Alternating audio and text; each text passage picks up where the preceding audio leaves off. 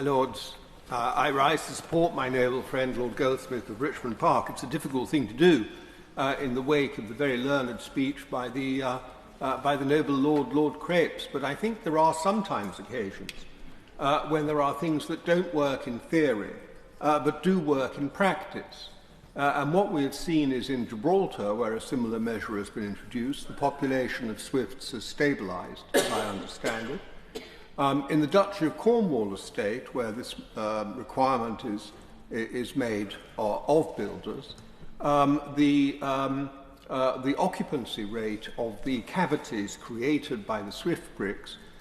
is 97%, not in every case swifts, but other cavity-nesting birds. So, as I say, while I perfectly accept that Lord Crepes may be right, possibly there's something in the atmosphere in Oxford, I don't know, but at the cost of the measure, as the noble Lord MP said, at the cost of the measure,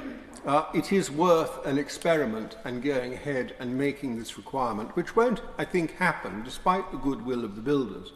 unless it is actually passed into law. Now, I'm always against excessive, new and excessive regulation, but, my lords, there are good regulations and bad regulations. Good regulations impose a very small burden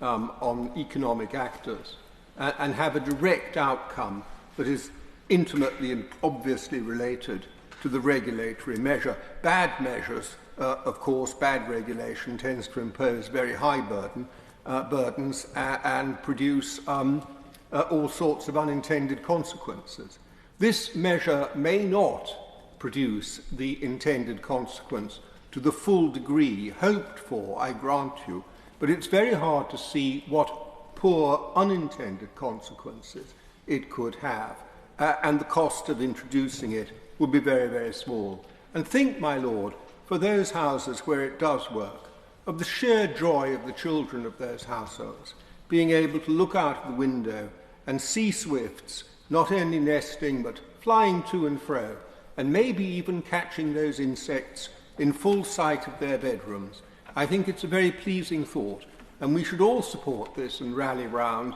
and make the leap of faith that may be required, but I think is fully justified in this case.